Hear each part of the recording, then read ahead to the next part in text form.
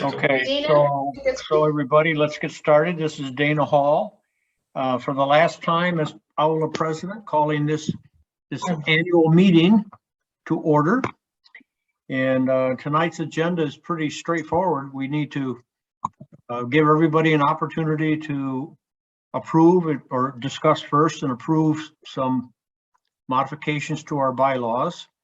And then we'd like you to approve the slate of officers and board members for this coming term, followed by a brief discussion of some of the highlights of my tenure and what Ann's plans are for going forward, but and interspersed with questions and maybe some answers if we can come up with those.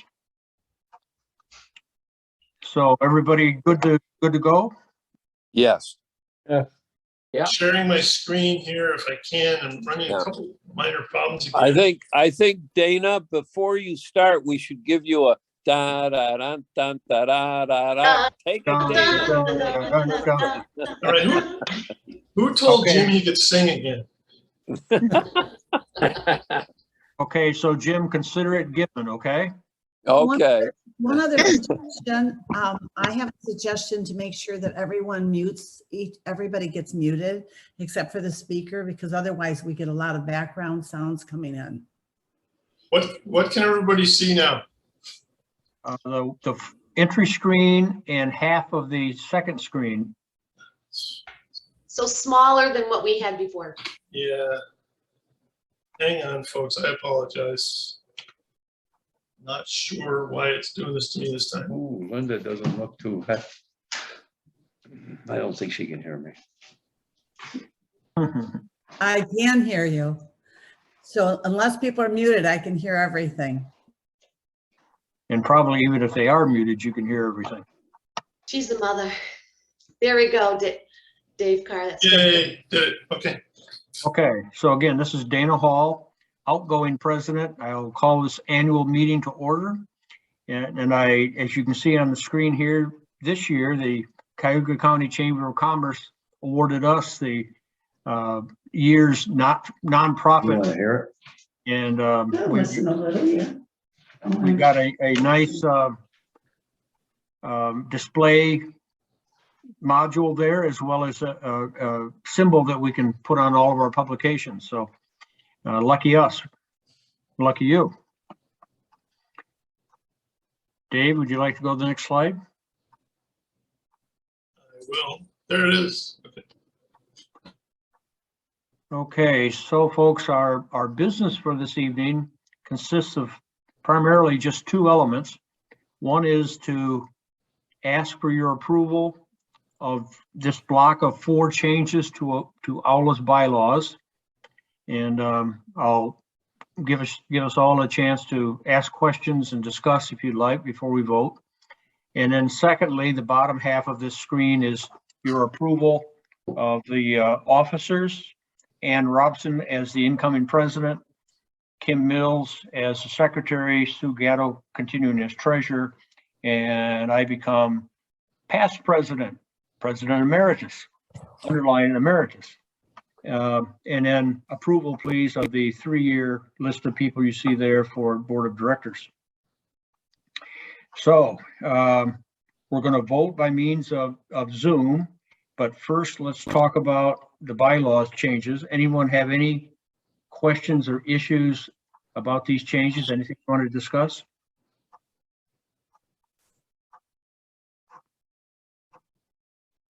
If I could just share that we enhanced, or we looked at our purposes and goals of Aula's bylaws that were established in 1988. And it was just more wordsmithing of what we're doing. We kept everything basically the same with that. Within the bylaws, though, we felt we needed to address how we are doing more things virtually, and due to COVID, we could not meet. And it's just a technicality, but that if you are attending virtually, or if we have a hybrid meeting, if you are attending via a video communication or a conference call, that as long as you can hear us speak, see our visuals, that you are considered to be at present time in presence at that meeting, and that your vote can count. And we also wanted to redefine quorum. A situation as of tonight, we will take those that are attending the meeting that are members as our total quorum. And so when there is a vote, the majority of that vote is what will be counted. Prior to that, it was a 10% of members up to 100 members. And things have changed. We're just not getting people to be participating. And we felt that this would be a good way to clarify what would be defined as the quorum. Any questions on this? Good, because we've been working on it for 10 months. And I think we have addressed these things over time. And that's what I was going to add. You're making it sound very easy and pretty straightforward. Well, we've spent quite a bit of time, energy, and effort Yes, and discussing almost every aspect. And you've done a yeoman's job on doing all this, Ann. Appreciate it. Oh, you're welcome. Oh, good.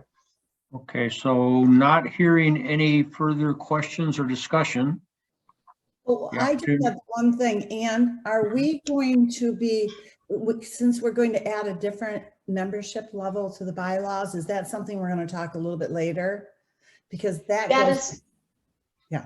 yes. Okay. When we are talking about our plans of work for the coming year, we are going to be All right, so we'll- commenting on that, but just to let people know, one of the items is at a general membership meeting, if there are to be changes in membership categories, it needs to be addressed at the annual general membership meeting. So that will be on our agenda in a slider, in a couple slides. Thank you, Linda. Okay, any further questions, comments, discussion? If not, then Dave, explain to us all how we vote over Zoom. Well, what should happen here, in just a minute, you should see a poll come up on your screen, and there's actually 3 questions, and Ann could explain it clearly. I mean, they're pretty straightforward. I'm going to open the poll now, and you should see it on all your screens. And when we say time to vote, you literally just click the screen for yes or no for each question. And that's all you have to do, assuming this all works properly. Can everybody see this? Hang on a sec. It looks good on my end. Okay, so I'm gonna start the poll. Oh, yes. Okay. Can everybody see this now? Yes, And the first question, Ann, did you want to talk about the very first question? Why, sure, thank you. In order to vote in a general membership election, you need to be a member of Aula in good standing, which means your membership dues are current. And we realized in opening up this forum tonight to the general public as well as the membership, there may be individuals who are registered here who may not be an Aula member. So we just ask not to vote. But we wanted this question just to validate that those that are voting tonight are acknowledging that they are a member of good standing in order for their votes to be counted. The second question is, are you in favor of adopting the changes of the Aula bylaws as described? As I said, this is one of the first times since 1988 that we have been making such changes. And then the third question is asking that you consent to the slate of officers and board members that have been presented by the nominating committee to the association. So Ann, before we ask people to vote, should we provide an opportunity to ask questions about or express views about the board member and officer slate? We could. Does anyone have a question about this? Let me point out, if I could, that we don't have a president in waiting, a president-elect at the moment. And that's an important position. Ann's term is for 2 years.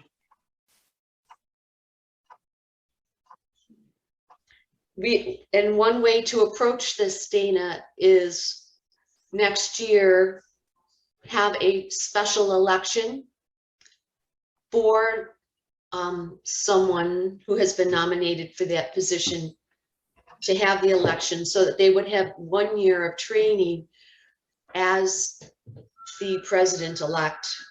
And it does take time to learn all of the responsibilities of this organization. So one of my goals is to be working towards addressing that opening and finding a candidate for that. One thing I'll just add about the mechanics of this poll is I did make, excuse me, I did make it anonymous. So I can see that 2 people have voted, but I have no idea who they are. So, and I won't know. I think we can just open the voting and if discussion's done. All right, everybody. So please vote.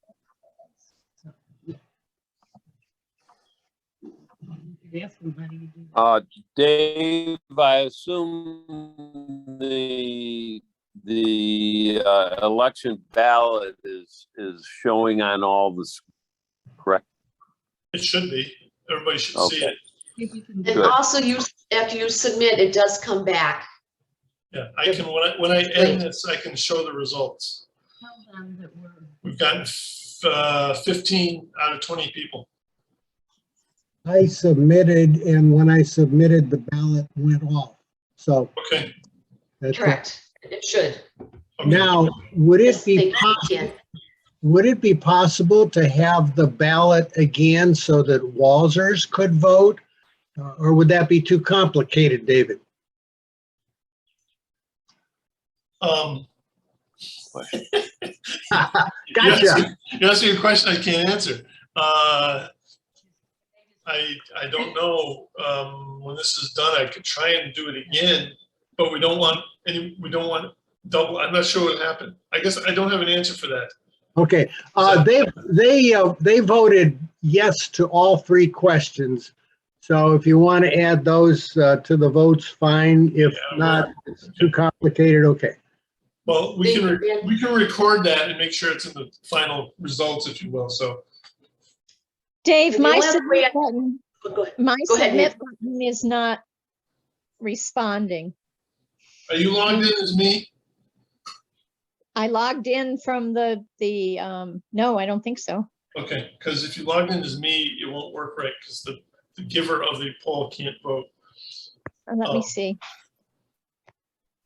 Because remember you were logged in as me for a while? Yeah, Right. no, I logged in as myself. Yeah, it says Nancy Hart. Yep. Okay. It just won't do anything. Nancy, did you hit all 3 buttons? I didn't get all 3 buttons. Can you expand the poll Right window? now I don't have anything. There we go. Wait a minute. Oh. I have the membership. I have the information screen, not the vote. Well, I vote yes on all anyway. Thank you. Thank you, Andy. I mean, Nancy, I'm writing down the anomalies here so we can add them in, including myself, because I can't, as I said, I can't actually vote in this. Yeah, the submit button wasn't lighted, and when I hit it, nothing happened. So It's good to know. So Dave, do you at this point then have everyone in attendance, their votes? Well, we've got 17 of 21. I just let somebody into the meeting, which brought us up to 21 people. Just came in. Hi, this is Keith Batman. If I may suggest, my guess is you got 17 yeses. We just said that the bylaws are the majority of the people present. So I would suggest, unless there's less than 16 or 17 people voting yes, then we probably don't need to worry too much about getting any more votes, because we have the majority, and it's except for those people who announced their votes. it's secret anyway. Yes. Good. Good. Maybe- 17 plus Good 3, point. at least 3 more. So, okay, so shall I end the poll? I Yes. think so. Yes. Going once, going twice. We're ending the Yes. poll. Poll is ended. I shall share the results. And as Keith said, he's clairvoyant or something. Everybody voted yes, which we're very thankful for.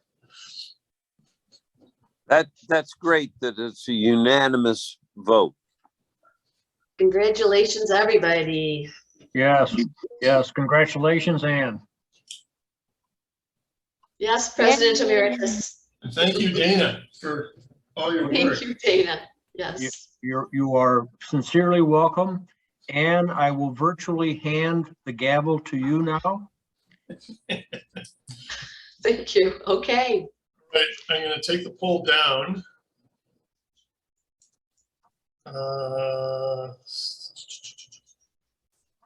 Okay. We'll go to the next slide.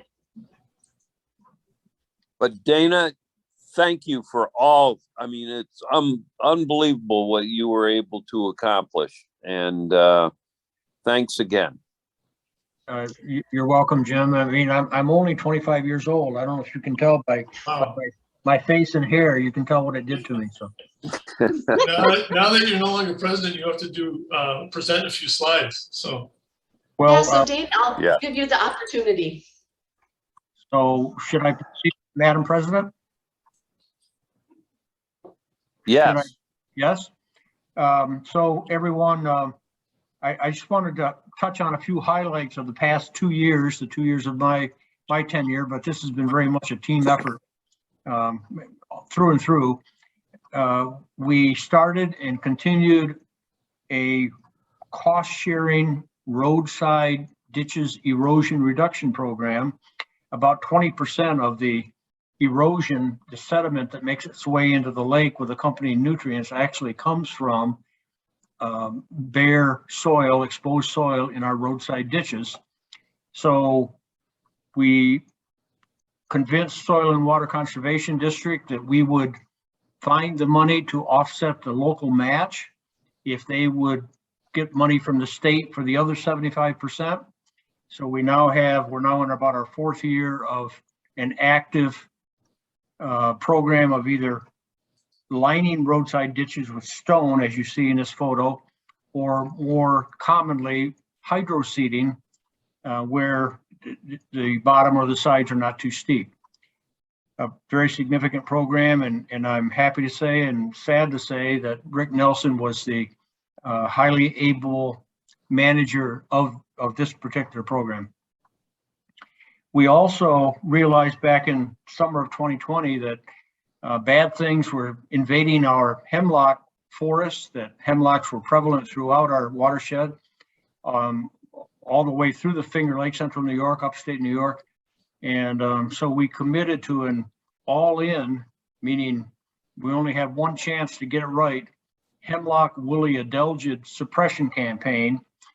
We are now in our 2nd year of treating, raising money for, and hiring professional hemlock woolly adelgid certified New York State treatment personnel, paying for their time and the chemicals they apply to treat as many watershed critical hemlocks as possible. And then that'll go on. And I'm sorry to tell you that evidence that HWA is very much active is now starting to be widely visible. A number of the ravines, gullies, gorges that we're treating often have now substantial numbers of dead hemlocks. So this may be our last really active year to have much impact on it. We continued during these 2 years a very successful surveillance program watching for harmful algal blooms from shoreside. Lisa Heaton is our current manager of that. I think Julie Lockhart was prior to that, to this time. And in fact, the state HABs reporting system just opened for this year today. We greatly expanded our public education and outreach, and that included an every other month newsletter. It included having public speakers at the beginning of most months. And it also included reaching out to the middle schools, particularly in Moravia, in Auburn, and extending this year now down into Moravia to teach the students. Very successful, well received, 7th and 8th graders. We continued our watershed stream sampling program. AULA volunteers do all the sampling, and in fact, Ken Kudla led a sampling effort just today. But we raised money to pay for a New York State certified lab to analyze the samples. That lab is in North Syracuse, it's upstate freshwater, so that our results are can be used in modeling, can be used from site to site, lake to lake, no issue about the quality and procedures behind the samples. And unless you're sampling what's coming into the lake, you can't tell whether improvements upstream are having any effect. You can't tell if improvements upstream are needed, and you have no idea then what is flowing into the lake. So doing the sampling is a critically important part of an ongoing program. And then lastly, we did our first buffer area, separating off a large silty, clay-like silt farm field from Van Ness Brook. We planted willows last spring. They are just now maturing to start, I hope, to have some effect of filtering out some of that runoff. And it's the first of what I would hope could be a number of buffers in our watershed.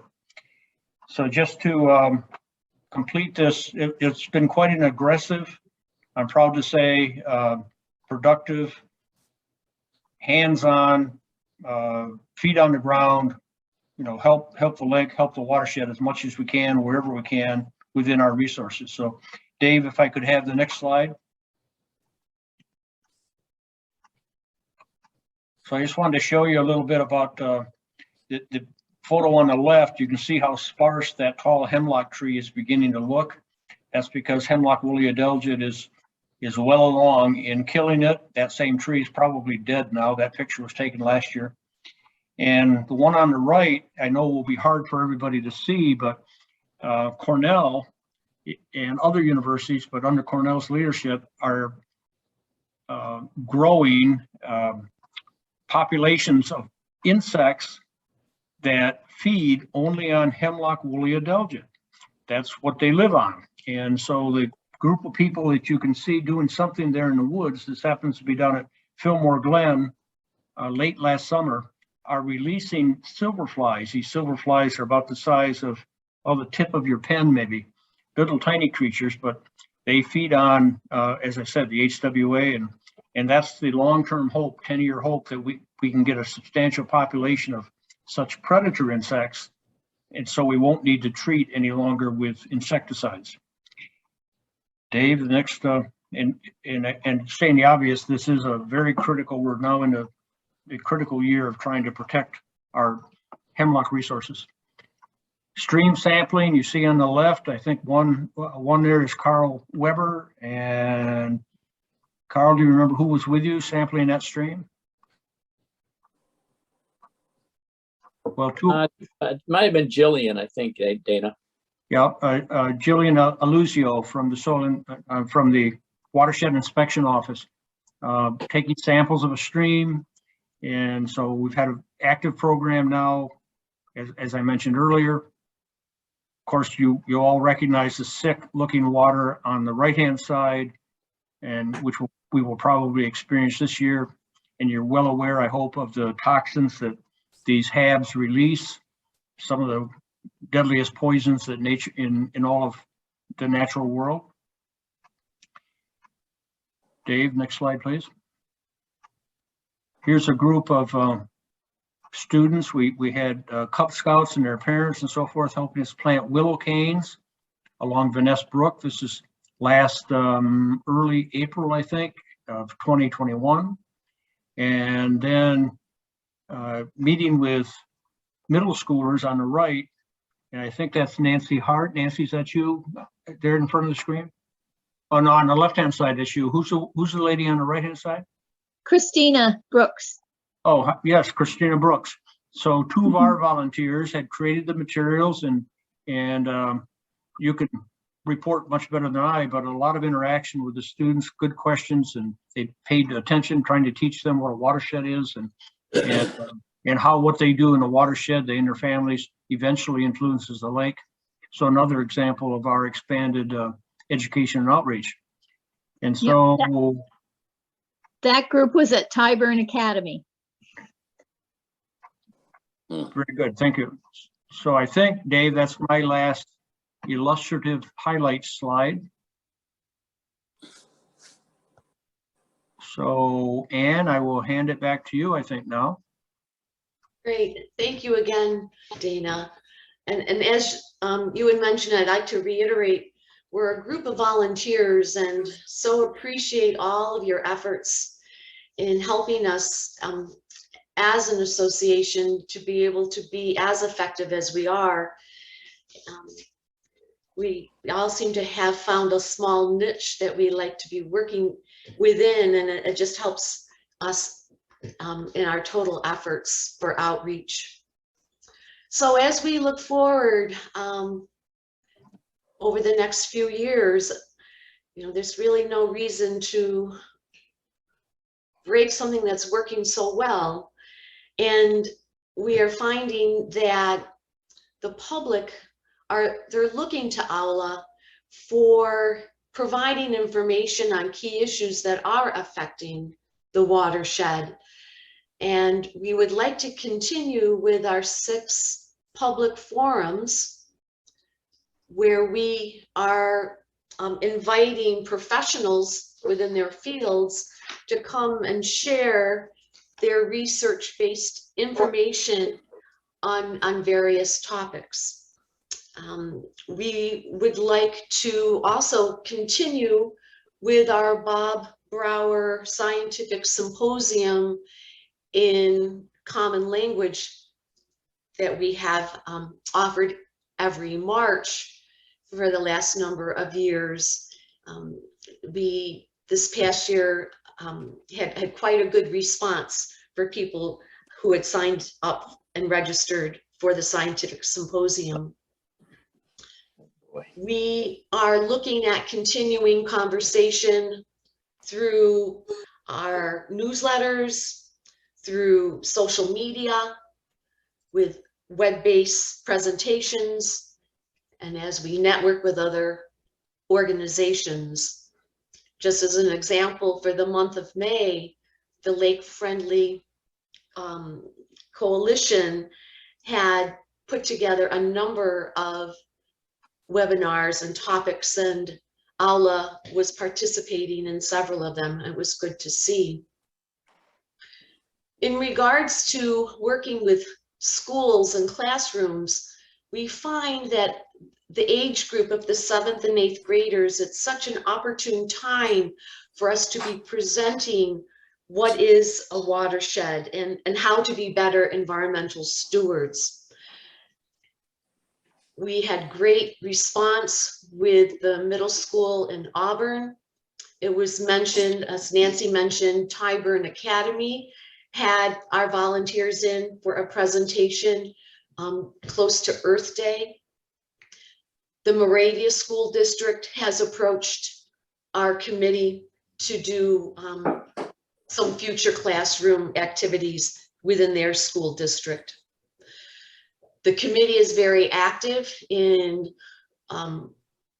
looking at the materials that they are using in their presentations, as well as looking at input and buy-in by other school districts within the watershed. Another big goal is increasing our membership.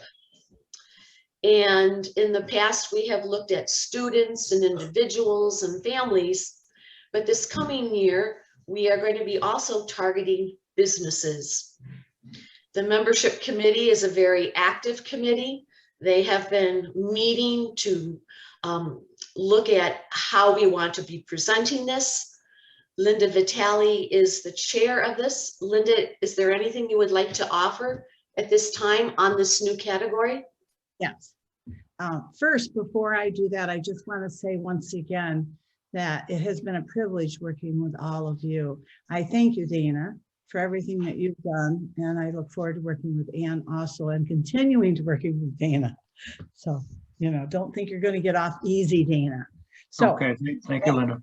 anyway, now while I believe that most of us in the watershed recognize the importance of Owasco Lake, recreationally, tourism, economically, and drinking water and other uses for water. I think we really recognize how important the lake is. So I think a lot of people really don't know exactly what way to go about to help the lake, So one of the things that as a membership committee that we're going to be doing is we are going to be starting a business campaign. And in our business campaign, we're going to be offering the opportunity to the businesses in the watershed to become part of the solution at whatever level is comfortable for the business by asking them to join us with an annual membership. Because it is our membership base and the strength of those numbers that enables us to reach out for the monies that we need for the ditch remediation, for the hemlocks, for all the different things that we do. And so while we've done a great job, we want to even do a better job. So we want to be able to do that. And we had a successful membership campaign recently. And I encourage all of you on here, if you know of people, encourage them to join us as members. So we will be later in the late summer, early fall, approaching the businesses and offering them to become part of the solution. Thank you. Thank you, Linda. Now, also on June 22nd, we are having a membership special event at the Owasco Yacht Club. We are networking with the Cayuga County Chamber of Commerce in a Business After 5 activity. And again, it's just an opportunity for us to be drawing in a more diverse group of individuals and sharing our message and purpose with them. And we are looking forward to that on the 22nd. In July, we will be networking with the Auburn Rotary for their party in the park at Emerson Park. And again, having a membership table promoting what AULA is doing and what we offer.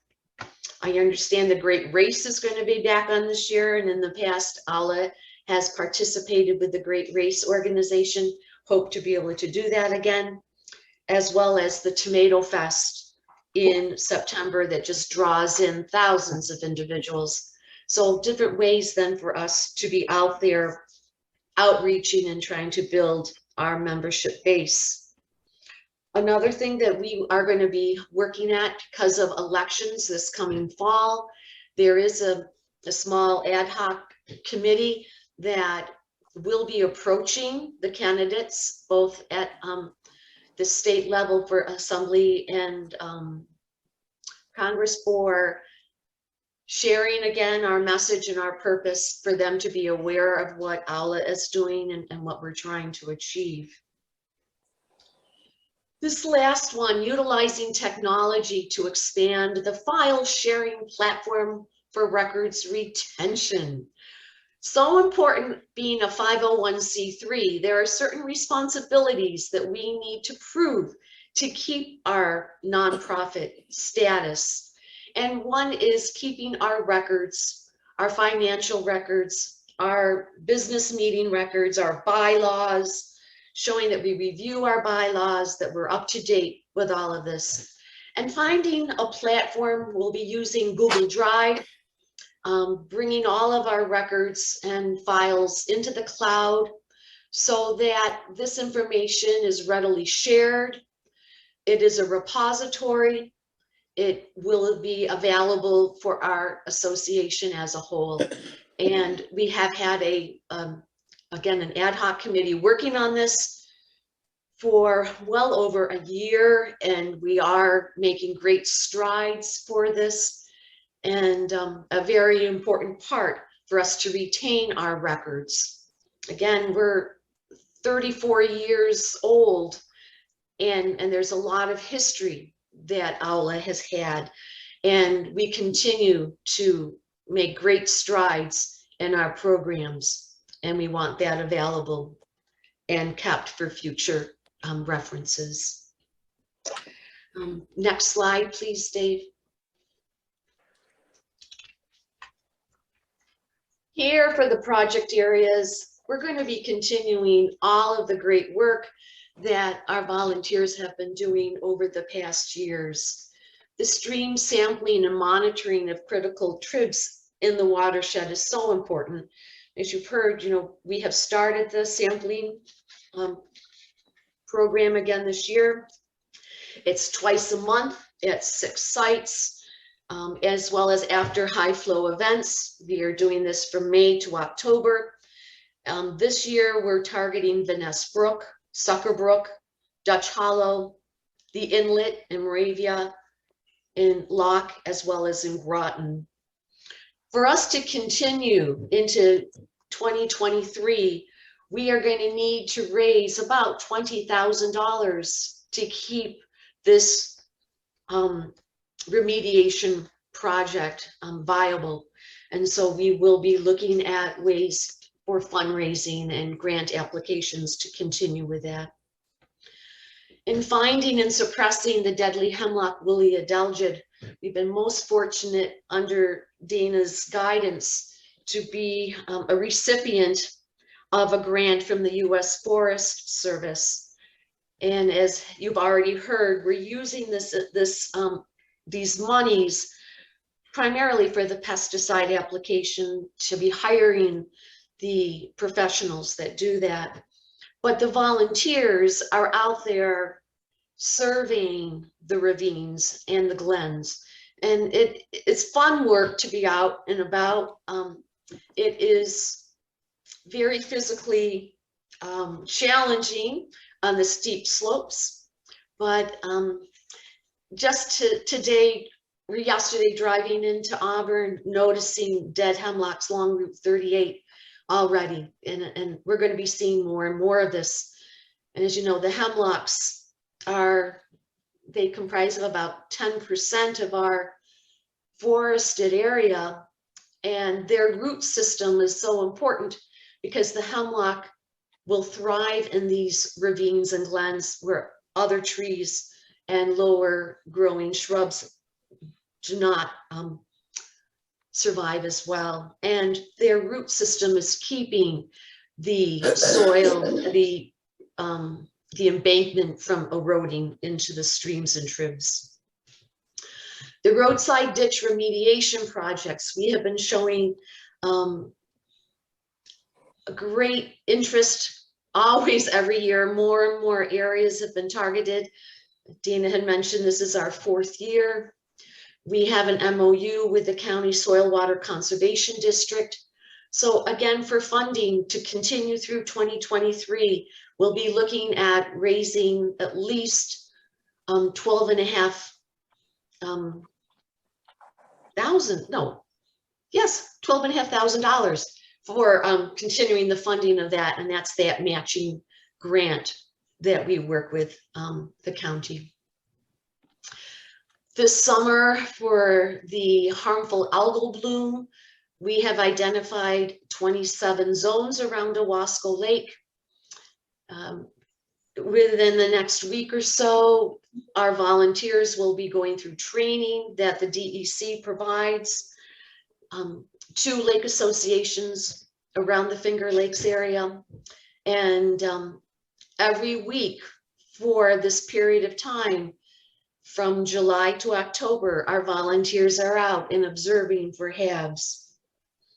Also, we are participating in CSLAP, which is the statewide lake assessment program, and have been very fortunate with our volunteer Peter Rogers and Dr. Brian Brundage to participate in this CSLAP program, where they're out in the middle of the lake taking sampling and testing for the water quality of Owasco. Something new that had been started recently, or last fall, were the planting of rain gardens. And Emerson Park was our first attempt.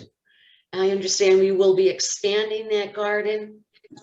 The county parks and trails and other like-minded groups are coming on board with us as we are presenting the benefits of a rain garden. As you know, this is an attempt with using native plants that will absorb the nutrients and slow down the flow of runoff to prevent nutrients from reaching the water bodies. So it's a very aggressive plan. We are continuing all that we have done that in our attempts over the past years with these projects, because they're working. We're seeing a great impact from this. But one of the other things we had wanted to discuss today with those of you that are participating in this forum of other projects or other areas where we may be able to do a better job, and would like to hear from the group. We could open it up for conversation and discussion, or you could submit questions via the chat, however you're comfortable with doing that. But it is an opportunity for our general membership to have some input on what we're doing. So does anyone have any questions or want to add anything? And I will stop sharing, and that way everybody can see each other, if that will help.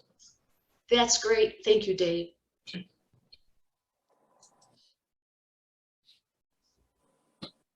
Can I add something? Yes, Mark. So we have a lot of people on the lake. I know I'm probably the newest person on the lake. But what about like VRBO, Airbnb, all these rental places?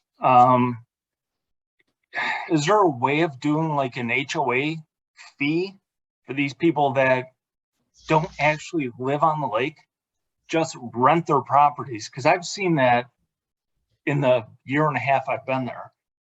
Why not assess something, if it's legally possible, where they have to contribute to OWLA?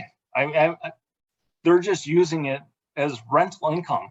I live there, you know, so is it possible that we can do something like that where they can contribute? They don't live there, they're just making money off the lake. That's a very good question. Do we have any members here present that would like to make a comment? I have something to follow up, but I would mention it after your input. This is Carol. Carol? I'm not sure, did you mean assess a fee? Because I don't think we have the authority to assess a fee? I don't think we do. So that would be my main concern. Well, just do a general, basically an HOA fee. If you're not living on the lake X amount of months, that you need to contribute to this cause to protect the lake. You know, I will never rent my place out, but I am here because, you know, I want the lake to be healthy. So the question is, these people that just buy it as a rental and you have people coming in, but you're not contributing to helping the lake, maybe there should be like an HOA fee around Owasco. That's my, I mean, I'm just looking broad picture. Dan Kuhn? Neighbor. That's a great idea. I don't think there's any way we could assess a fee. However, if we can become aware of who these Airbnb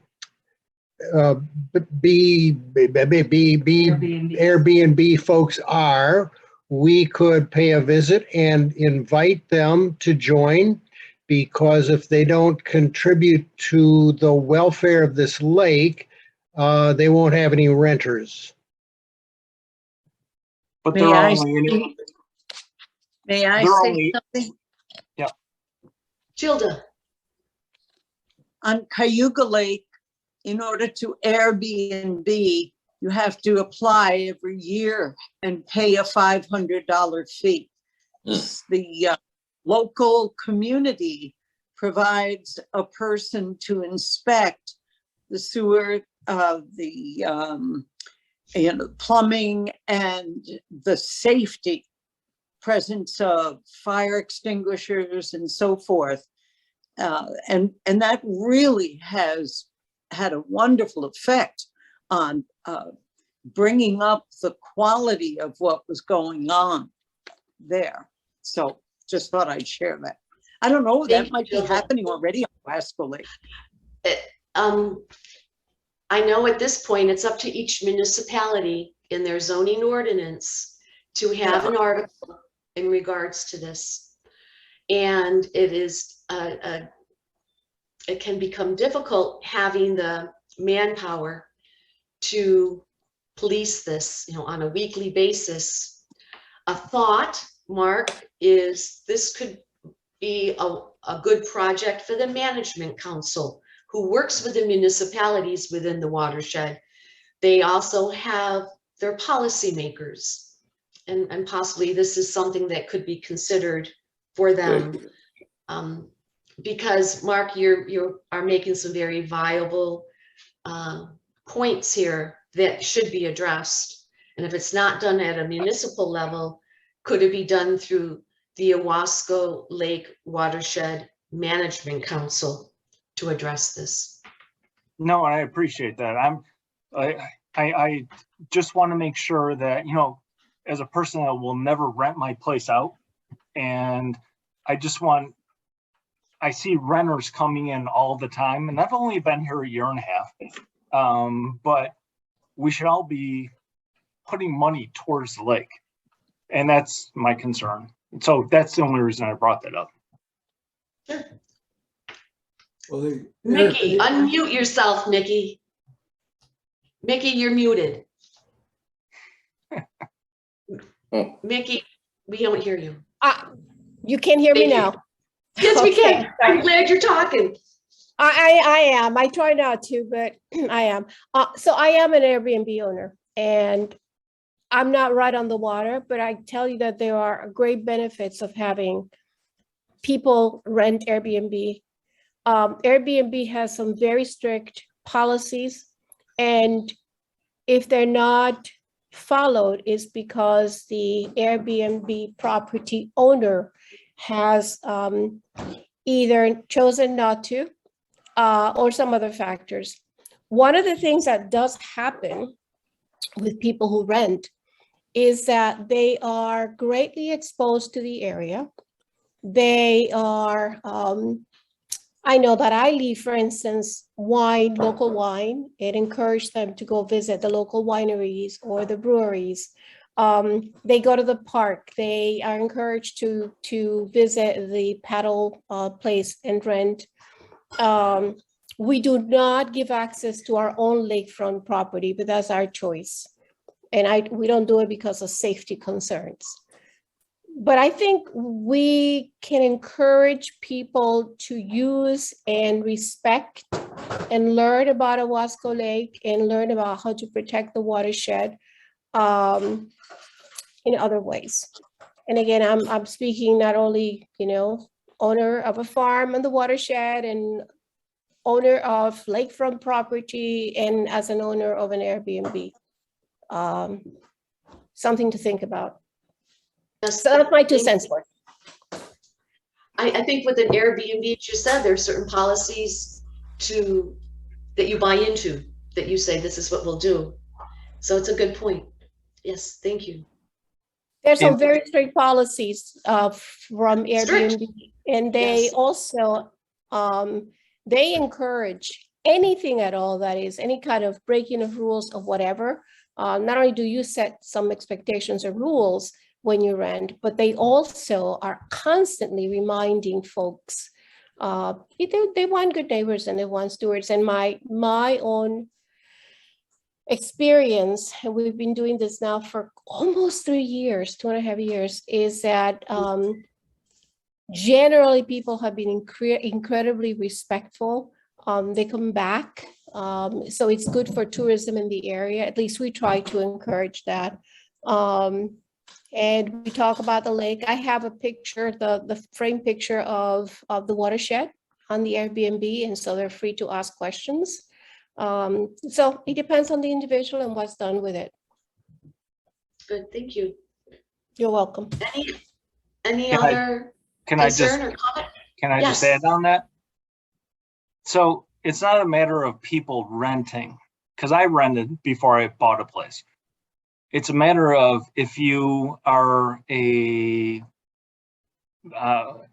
VRBO, Airbnb, whatever the case is. I think if you're renting a place on the lake, you should contribute at least $500. That's all I'm saying. Like, what's $500 when you're renting a place for $1,000 a night? It's no big deal. It would be a big deal to OWLA. And that's all I'm saying. Like, I'm not asking for a lot of money. Just contribute a little bit, and that'll help with what we're looking to accomplish on the lake. That's just like a HOA. I think that's wonderful. I think that's wonderful. I think what, and I wish I could rent for $1,000 a night, but that's besides the Place, I point. almost bought it. They're renting for $1,000 Yeah, a night. I know they can, but we don't. But what I would suggest, however, is that anyone who has property on the lake, on the watershed, whether they rent it out or not, the same thing that we've been trying to do now for a number of years, which is to encourage everyone to become a member of Aula. Without a doubt. Everyone. Totally agree. But I know there's a lot of people that don't own, they own the property, they rent it out, they don't live there. So they don't see the impact. And what I'm saying is, what is when you're making $500, $1,000 a night on a property to put $500 into OWLA? That's all I'm saying. Like, what's the big deal? That's pocket change for these people. That's and I respect you for doing what you're doing, because you know, if I could rent my place out, I would. I never would, because I love my property. As far as this is my sanctuary, but if you just bought it for an investment, maybe we can hold their hands to something like an HOA fee. What's $500? You know, it contributes. Well, I hear your point. I hear your point. Thank you. Yes, thank you. A quick Anything else, point yes, about, Nancy? a quick point about renters who rent from, whether it's a Airbnb or there are a lot of properties around that rent every summer. Those of us who do the shore surveillance for the harmful algal blooms very often meet those people. And it's an opportunity for us to speak to people who are not owners on the lake, but often live in this watershed or a watershed somewhere. And so we can talk to them. And I think it's a good idea for us to talk to those people about what's going on with the lake. So it's an opportunity. While I don't think that we're not the organization that's going to be able to ask anybody for money like that. A couple things that I've thought about as I've done HAB surveillance is that I think that the people who are renting out the places need to really make certain that maybe they need some kind of some kind of an awareness for the people to understand not to let people go in the water if it's green. So I think that we have a safety issue there that we want to, and I think that we can, I love the idea of approaching the owners of the places to ask them to be an annual member of our organization for all the various reasons. And I was worried one time across the ravine from where I live, the people rent their cottage out. They're very good people. They live right in Auburn and they come all the time. They're very good. But one time there was this family last fall, and I was looking at dots off the end of my dock, and I yelled at them. I didn't yell bad. I shouted over to them. I want to talk to you about what the safety of what to go into. So I think that maybe we have to get an awareness of people for that. So that's what I was thinking of. Great. I was going to comment along with Linda that maybe that's something we can put on our to-do list for Aula is much like our business outreach that Linda had mentioned. Maybe we can do an outreach to owners of Airbnb on the lake, Airbnbs on the lake or in the watershed, and kind of an education campaign of how important it is to their business, their Airbnb, that we keep the water clean, and a membership drive, and then possibly education as well for them to leave in their Airbnb to educate their renters as well. I know, recognize it, avoid it, report it, and you don't want them to go in it. You're right. Very good. Any other topic, area, project that you wished we did?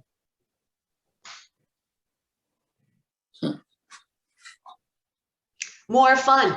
Do you want to be able to get together in person again? That was something that came up. Is this a goal that we should try to strive to do more face-to-face with a public forum versus always as a virtual?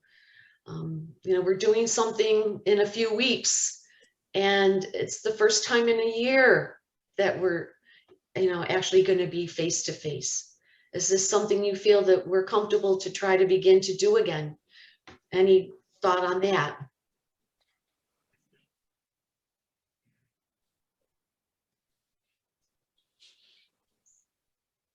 This is Ron Arel. Yes, Ron. I've probably traveled the furthest for this meeting. I live in Maryland. And I'm happy to have the opportunity. And I guess hearing kind of this conversation about, you know, reaching out to maybe absentee owners, you know, if you were to encourage them to participate more in Aula, and, you know, they may not have the opportunity to participate in person. So I just throw that out there as this has been a benefit for me. If you are interested in getting folks who don't physically live there year round or even seasonally, having a virtual option would still be beneficial to them. We have talked in the past, a bunch of us have talked in the past several times about doing a hybrid meeting, just for that reason. We get people like yourself from out of state in, and that's great because we're expanding the meeting, if you will. You know, we're meeting all over the United States if we wanted to, right? So, you know, if we want to do that, we'll make it happen. As the default tech guy here, I guess, I've looked into it some. We did it last year. Those of you that took enjoyed the Toast Owasco meeting. We kind of did a hybrid there. It sort of worked. So we can do it. We can get it better. If it's something we really want to do, we'll go look into some other better technologies and see what we can pull off. Use our technology and the options we have. Good point, Dave. Great. I had a different topic to bring up, and I apologize for being late. So I don't know if Kim might have brought this up already, but we're trying to ramp up opportunities for volunteers to join the rest of us in doing anything from being out in the field, sampling water or looking for tiny bugs on hemlock trees, to sitting at a table at an event such as the Rotary Club event at Emerson Park next month. Or if you have teaching skills and some time joining our education committee. We already visited Auburn Junior High School last December and the Tyburn Academy last month.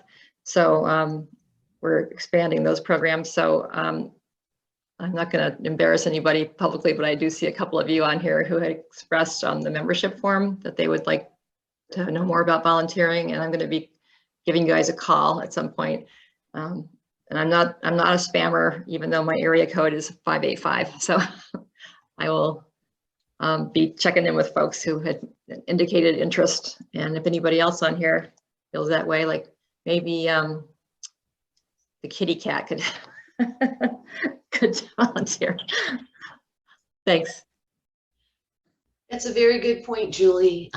We only are as strong as our volunteers, and we are trying to continue with our efforts and or expand them.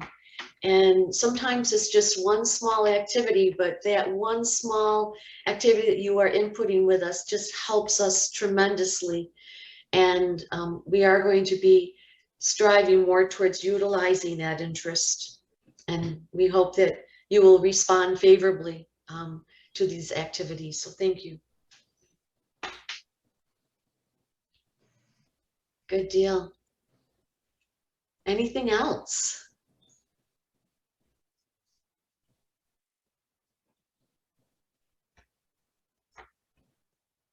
Well, we have a hand up. Dan, yes, sir. I just want to thank again Dana for his presidency and all the great things that he helped get accomplished. And I want to thank Dave Carr for, if we didn't have this kind of technological backup, we could never have a meeting like this. And thanks, thanks for all you volunteers who do so much to make this organization work and to make the lake cleaner. Thanks a lot. Dan, thank you very much. Appreciate it. Yes, we should all have a round of applause for everybody here, because we all have our heart and soul into this organization, and it's good to see all that we're accomplishing, and we're 34 years strong, and we will just continue with that. So if there isn't any other item, we could call this particular forum to an end, but I wanted to remind you again about our membership campaign the 22nd of June at the Owasco Yacht Club. And we will be sending out information in the future as we are honing in on topics for future forums. The next one will be in August, the first Wednesday of August. And we do register off of the aula.org website. So, and do you need a motion to, I'll make a motion that we adjourn this meeting? Before we do that, yes, can I quickly say something more about the meeting on the 22nd? Yes, please. It's a celebration. We're going to have music and food and wine and other beverages and a chance to just talk with folks. And I think it should be a fun night on the lake at the yacht club. So register to join us there. It should be a fun night. Very good. Yes, thank you. You register through the Chamber of Commerce because it is their business after 5. Meg, anything else that we want to mention? I think you've covered it very well. It's just going to be a lot of fun and informative and just kind of a casual, relaxing way for people to talk with AWLA members and learn a bit more about the organization while enjoying an evening on the lake. I'm looking forward to it. Good. Well, again, thank you everyone for your input today, your interest, for being part of our general membership and election meeting here at this forum that we took. Thank you for all that you do. And we will be in touch. Welcome aboard, Ann. Welcome aboard. Okay, yes, thank you. Thank you. I have a lot of respect for all of you past presidents. Thank you so much. You've put us in a good position to go forward. Welcome, Ann, and Dana, thank you also for your leadership. You're certainly welcome. And Ann, we will all be working with you, not just behind you, but with you. Yes, I do appreciate that. You're gonna make this seem easy. Good deal. So I'll see you on the 22nd, if not before. Okay. Great. Thank you. Bye-bye. Good night. Good night, everyone. Dana. Good night, everybody.